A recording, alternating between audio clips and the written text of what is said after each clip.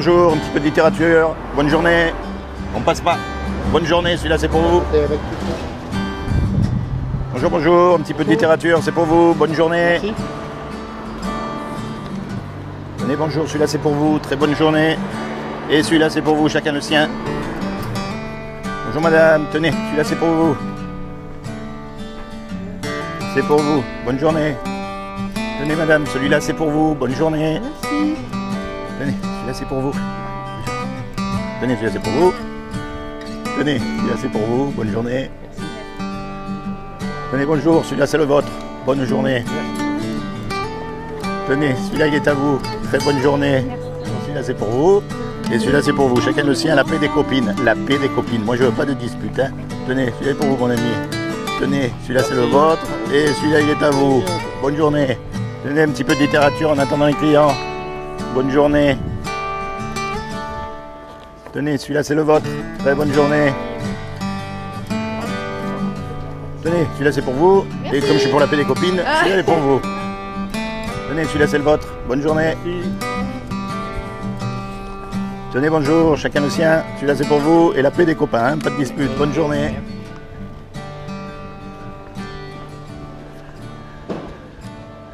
Bonjour madame, celui-là c'est pour vous. Très bonne journée.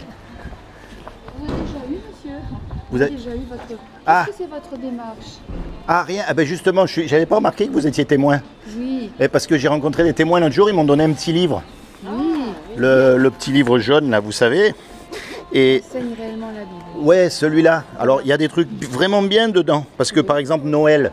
Oui. Noël, c'est pas du tout une fête chrétienne. Exactement. Puisque Jésus, il peut pas être né au mois de... Décembre. Non, parce qu'il était dans le... Ils ont dit que les bergers, ils étaient dans le dehors. Exactement. Et si vous Ça, connaissez Israël, je vais vous dire, il fait froid en hiver, il neige même. Bien sûr, bien sûr. Donc ça doit être au mois de mars-avril, je pense. Octobre. Ah, vous pensez avant? Ouais, c'est octobre, possible. octobre. On peut le calculer. Parce que Jean-Baptiste avait 6 mois de plus que Jésus. D'accord. Hein, d'après les voilà. Donc Et vous, que- c'est l'automne. Ouais, c'est l'époque où les troupeaux, ils sont encore, c'est après l'été, ils sont Voilà. encore là-haut et après on les rentre. Voilà. Ouais. Et puis on sait que Jésus il a eu 3 ans et demi de ministère. Ouais, Donc il est mort le 14 ans ouais, de l'an 33. oui. Ah oui, c'est vrai, on peut c'est calculer. mars-avril. Donc forcément, il aurait Eh ben eu oui. 4 ans, 6 mois après. Hein, ouais, voilà, on peut savoir. Non, non, franchement, j'ai appris des trucs bien. Par contre, il y a un truc que j'ai pas compris, c'est au sujet de l'âme. Oui. Parce que la question, elle est là. Est-ce que Dieu a une âme? Parce que d'après ce que j'ai compris, c'est juste pour vous tomber vraiment bien, hein, parce que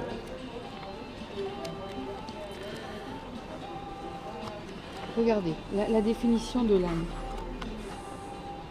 Lorsque Dieu a créé, oui, c'est quel verset celui-là? Genèse 2,7. Jéhovah Dieu forma alors l'homme avec de la poussière du sol, Hum, puis il souffla dans ses narines le souffle de vie, et l'homme devint devint un être un vivant. être vivant. Voilà, parce que moi, ce que j'ai trouvé, c'est par exemple, dans, c'est bien, vous avez la Bible, par exemple, Lévitique 26, 11. Oui. Il y a marqué, je mettrai ma demeure au milieu de vous, et mon âme ne vous aura pas en aversion. Donc c'est Dieu qui parle, on est d'accord? Alors, et je mettrai mon tabernacle Nacle, au milieu de au milieu de vous, vous, et je ne vous rejetterai. rejetterai pas. Voilà, ben, Alors, 26, 11. alors la question est de savoir si le mot hébreu nefesh pour âme, il est dans le texte. Oui, alors original. Nefesh, en fait, ça veut dire une personne vivante. Voilà. Et là aussi, vous voyez, dans Lévitique 26, 30, c'est un peu la suite, il y a toujours pareil. Et mon âme vous aura en aversion. Parce que le tout est de savoir si nous, on a une âme, enfin, si quand on meurt, Oui. il y a tout qui meurt, ou si notre âme, elle va ailleurs. Est-ce que Dieu a fait l'objet d'une création dans laquelle un corps, même spirituel, lui aurait été mis le souffle de vie? Alors, vous voyez, parce que dans Ézéchiel 18, 4, Oui. mais ça c'est parce que j'ai cherché dans votre livre, hein. L'âme qui pêche, celle qui mourra. Voilà, l'âme qui pêche, c'est celle qui mourra. Voilà. Voyez, maintenant le truc c'est que il parle spirituellement là, parce Oui. qu'on a tous péché. On a Oui, tous bien péché, sûr, on bien est sûr. de nature, on est pécheur et pourtant on est vivant. Et pourtant on est vivant. Voyez, celle qui pêche, c'est celle qui mourra. Après de savoir ce que j'ai trouvé aussi, Ce qui montre bien que l'âme peut mourir. Elle n'est pas immortelle. Ah ben oui, puisqu'il y a écrit à un moment donné, si je ne me trompe pas, craignez celui qui peut tuer le corps, mais qui ne peut pas tuer l'âme. Donc on voit que ça peut être, séparé. Mais ce qui m'a parlé le plus, c'est dans Apocalypse 24. Oui. Oui. Alors, Révélation 4. Et là, il dit, et je vis des trônes sur lesquels s'assirent des personnes. Et il leur fut donné de juger. Je vis aussi les âmes de ceux qui avaient été décapités pour le témoignage de Jésus. Donc ceux qui ont été décapités par le témoignage de Jésus, ben, ils sont morts. Oui. Décapités, on est mort. Oui. Mais pourtant, leur âme, elle est toujours auprès de Dieu, puisque là, on est devant le trône de Dieu. C'est intéressant, hein? Oui, c'est intéressant. Alors, ce qui serait intéressant, c'est de voir dans... il y a des mouches ici. Attendez, l'appendice... tu veux l'expliquer, il y a âme. Oui, voilà. Oui, dans le lexique. De âme. Oui, par rapport au verset. vas-y. Par rapport au verset Apocalypse? Ouais.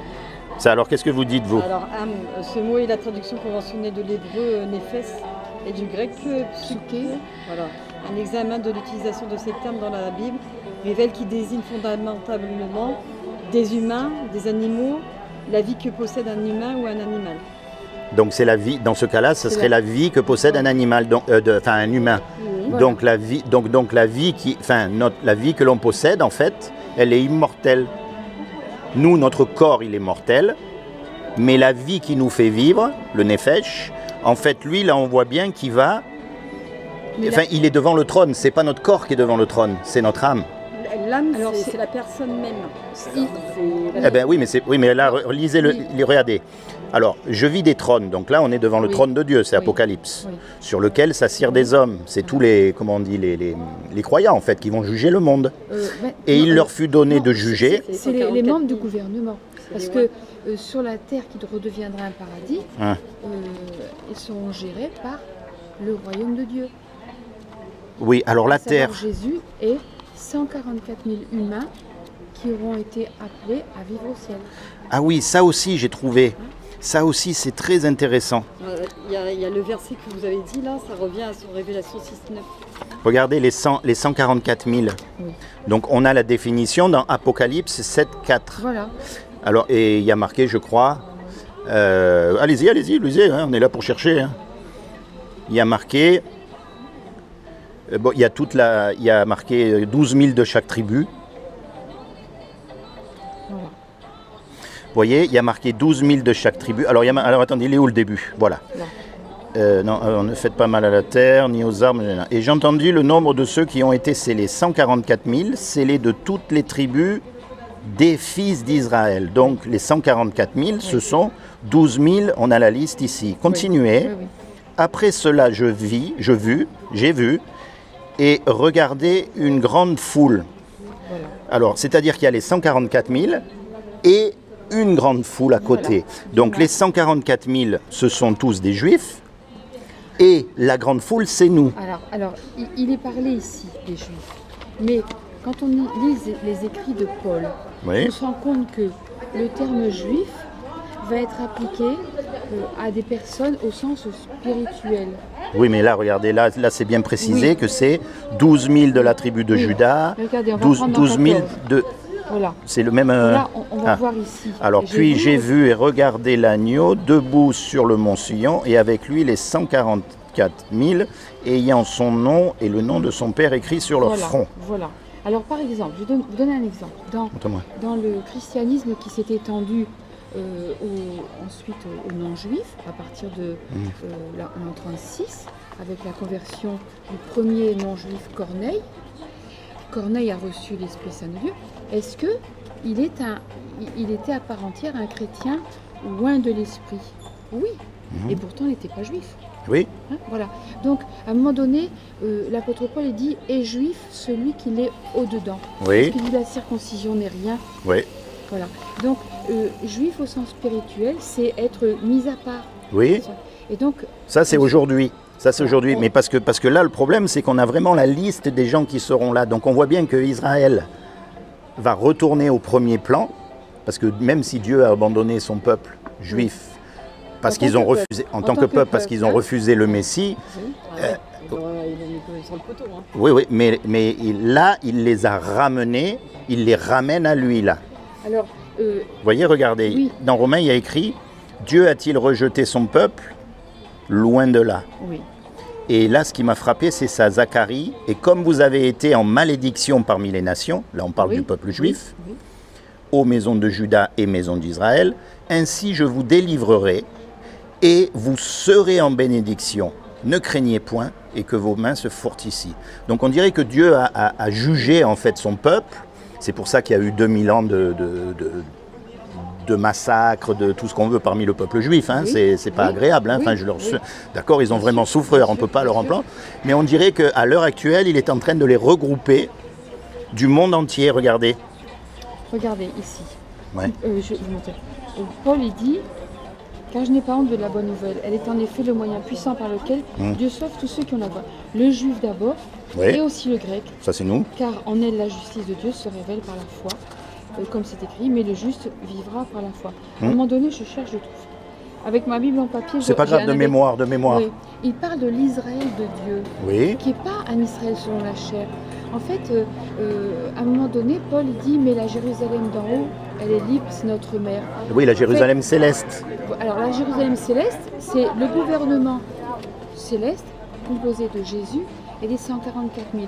Et la Jérusalem d'en haut, en fait, à Jérusalem, qu'est-ce qu'il y avait? Il y avait l'adoration et le gouvernement. C'était le symbole des deux. En Israël, on ne pouvait pas être roi et prêtre, parce que tribu de Lévi pour les prêtres, tribu de Juda pour les rois. Mais désormais, grâce à cette alliance de Melchisédek, où Jéhovah dit à Jésus, je te le dis, tu es prêtre, tu es roi et prêtre, à la manière de Melchisédek, qui était un personnage un roi de Salem, qui était roi et prêtre. Oui, c'est là où la première fois Abraham a donné la dîme d'ailleurs. Voilà. Et donc, on comprend en lisant les écrits de Paul que la Jérusalem d'en haut, c'est l'organisation comparée à une femme et aussi à une ville qui a produit les fils du royaume, c'est-à-dire les 144 000. Jésus, le premier, suite à la prophétie Genèse 3,15, où il était dit je mettrai une inimitié entre ta descendance et sa descendance. Voilà. Et Jésus s'est adjoint en venant sur terre des futurs rois et prêtres, parce que le soir de sa mort, il a fait une alliance pour qu'il puisse hériter du royaume avec ses 12 apôtres. Mais après, ça s'est étendu, non pas seulement au peuple juif qui a eu la primeur, parce que les apôtres étaient tous juifs, mais jusqu'en l'an 36, la porte a été ouverte aux juifs qui l'ont refusé. Il y a une belle parabole d'ailleurs. Enfin, certains juifs, parce qu'il y a des juifs aussi qui se sont convertis. Hein. Bon, oui, on va dire pas le pays, bien mais sûr. Si vous voulez, c'est le temps de l'Église en fait. Oui. Jusqu'au temple, jusqu'à ce que le Saint-Esprit tombe sur l'Église. En fait, c'est ça la naissance de l'Église. Et à partir de là, c'est comme s'il y avait une parenthèse dans l'histoire de Dieu, où c'est plus les peuples juifs de Dieu qui est mis en avant pour montrer Dieu au monde, mais c'est ce qu'on appelle l'Église. Voilà. Et cette Église-là, mon problème, c'est que ça va finir ce temps.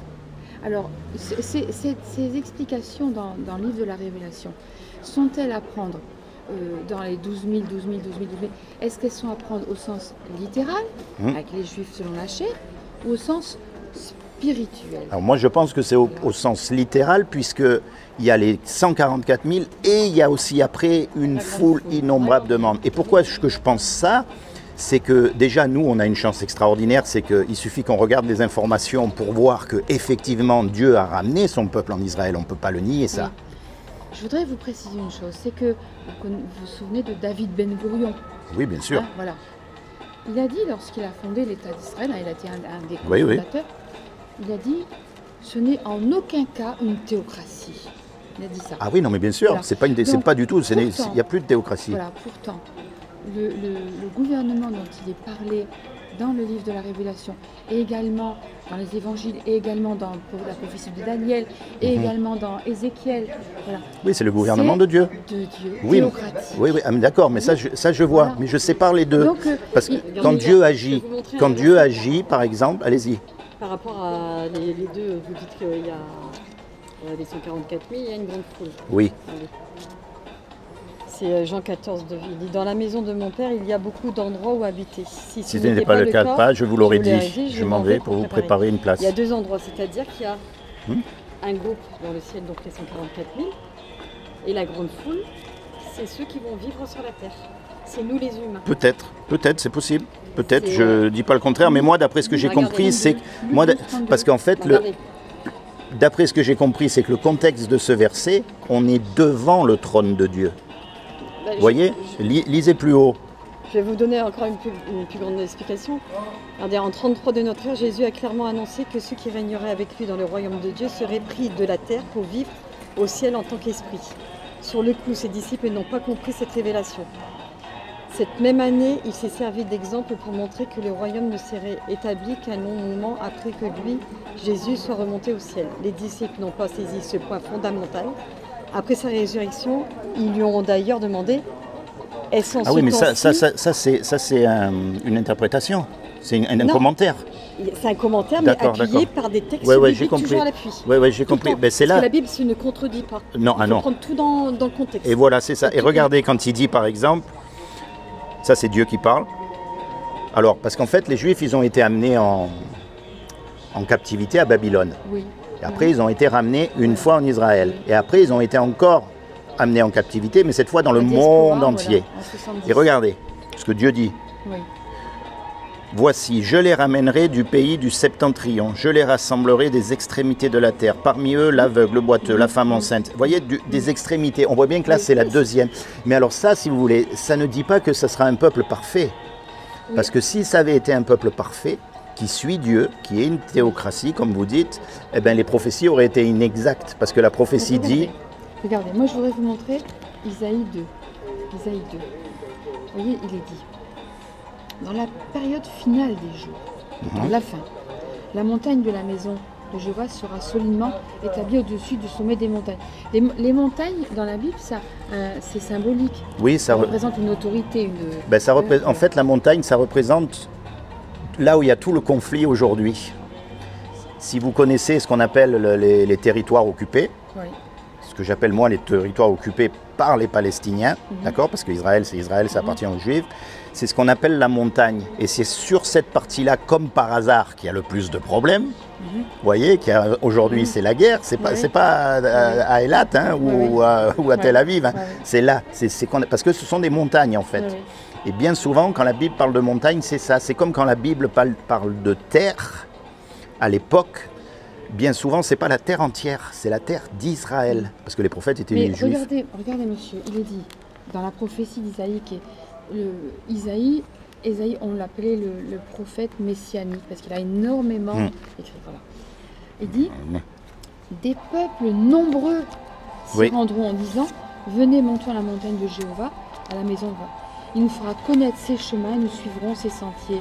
Car la loi sortira de Sion. Voilà, exactement. La parole de Jéhovah sortira. Je connais très bien ce verset, et d'ailleurs, moi, comment je l'interprète, c'est que de la même manière que les Juifs ont été mis à part par Dieu, parce qu'ils ont rejeté le Messie promis, c'est là où l'Église est née, et c'est devenu à nous la responsabilité de montrer au monde Dieu, mais un jour, ça va s'arrêter. Avec ce qu'on appelle l'enlèvement de l'Église, l'enlèvement du Saint-Esprit. Et là, les Juifs vont revenir au premier plan de l'histoire de Dieu. Et à ce moment-là, c'est eux, mais c'est pour ça que je vous ai... Est-ce que vous pensez qu'ils appliquent ça? De quoi? Regardez là. Pas encore, mais pas encore. Ils forgeront leur épée en vous allez voir. Leur lance en cercle, une nation. Laissez-moi aller jusqu'au bout, et vous allez voir. Quand vous avez compris cette histoire de parenthèse, une fois que l'Église est partie, il n'y a plus de chrétiens sur la terre, c'est fini. Tous ceux qui ont perdu la chance de rencontrer le Sauveur par l'intermédiaire d'un chrétien, c'est fini. Tous les chrétiens sont partis. Et à ce moment-là, c'est les Juifs qui vont revenir au premier plan de l'histoire de Dieu. Et c'est là que les Juifs vont ouvrir leurs yeux sur le Messie. Il y a marqué, ils vont me reconnaître, celui qu'ils ont percé dans Zacharie. Oui. Vous connaissez ce verset? Oui. Et là, c'est eux qui vont aller au travers du monde et qui vont annoncer le Messie au monde entier. Et c'est là que ce verset est applicable. Vous voyez ce que je veux dire? Oui. Alors, vous m'avez demandé tout à l'heure quel est le but de ma démarche. Oui. Moi, alors, corrigez-moi si j'ai pas bien compris, d'accord? Ce que j'ai compris, c'est que on va tous mourir. Ça, c'est indiscutable. D'accord? Non, mais on va mourir physiquement, je veux dire. On va mourir. Avec tout ce qui se passe, la dégénération. De toute façon, on meurt. On est mortel, on meurt. Et donc, une fois qu'on est mort, ce que j'ai compris, c'est qu'il est écrit qu'une fois que l'homme meurt, il est jugé. Il est donné à l'homme de mourir une fois et après le jugement. Il a payé. Alors, c'est peut-être pas le jour même, mais bon, après le jugement, une fois que l'homme meurt, après le jugement. Donc, il est donné à l'homme de mourir une fois et après le jugement. Une fois qu'on est mort, on va être jugé. Et on va être jugé par rapport aux 10 commandements. Puisqu'il faut qu'il y ait une loi pour qu'il y ait un jugement. Et les 10 commandements disent, tu mentiras pas, tu voleras pas, tu commettras pas d'adultère, tu mettras Dieu en premier toujours dans ton cœur. Et le truc, c'est qu'il n'y a aucun homme qui n'a jamais menti, aucune femme, je veux dire. Donc on est tous coupables par rapport à Dieu. Regardez un petit enfant, on n'est pas obligé à lui apprendre à faire du mal. Hein, donc, si Dieu est juste, il va être obligé de nous condamner. Et sa condamnation à lui, malheureusement, c'est l'enfer pour l'éternité. Et ça, ça nous chatouille. C'est pas biblique du tout. Non, mais attendez, laissez-moi. Après, vous me corrigez. Ouais. Et donc, le problème, c'est que ça nous gêne, on ne veut pas y aller. C'est la punition, c'est un endroit terrible de permission. Il y a marqué, c'est le lac de feu, que ça s'éteint jamais. Enfin, c'est la folie. Ouais. Et donc, comme c'est Dieu qui nous a fait, il nous aime. Vous avez des enfants ? Vous aimez vos enfants. Des fois, ils font des bêtises, vous n'allez pas les enchaîner. Vous allez les corriger, mais vous les aimez plus que tout. On est d'accord. Et comme il nous aime, lui non plus ne veut pas nous punir. Il ne veut pas qu'on subisse les conséquences de notre péché, c'est-à-dire la perdition éternelle loin de lui, d'accord, dans ce fameux lac de feu. Donc il a fait quelque chose pour que vous et moi, malgré qu'on soit coupables, on puisse justement éviter d'aller dans cet endroit de perdition. Et ce que je crois, moi, c'est qu'il a envoyé donc Jésus, son Fils, sur la terre, qui est mort à notre place sur la croix, et son sang a coulé pour que tous nos péchés soient pardonnés. Et celui qui accepte le sacrifice de Jésus, il sera sauvé. Mais maintenant, ça ne suffit pas, ça, parce qu'il y a écrit aussi que les démons y croient, quelque part. Non seulement ils croient, mais en plus ils savent mieux que nous, parce qu'eux, ils sont déjà dans le monde spirituel. Donc, et alors, juste avant oui, c'est ça. Alors, et c'est là où moi j'applique le mot repentance. Parce que l'essence même de la repentance, c'est quoi? Bien sûr, il faut arrêter de mentir, de voler, de faire toutes ces choses, mais ouais, ça veut dire se tourner vers Dieu. Et en fait, moi, ce que j'encourage beaucoup les gens à faire, c'est à se retourner vers Dieu et à commencer à lui parler, à commencer à avoir une communion personnelle avec lui. Non pas parce que Dieu nous a pas fait des robots. Vous êtes unique, vous savez ça. Non, mais vous êtes unique, on est tous uniques. Mais ce qui est plus fou, c'est que depuis que l'histoire existe, depuis que les hommes et les femmes existent, on est uniques. Il n'y en a jamais eu deux comme nous. Donc ça montre que ce que Dieu veut, c'est une relation personnelle avec nous. Pourquoi? Parce que vous avez subi des injustices que je n'ai pas subies. Vous avez eu même des joies que je n'ai pas eues et vice-versa. Donc on a un chemin différent. Alors, bien sûr, on va aller dans la même direction.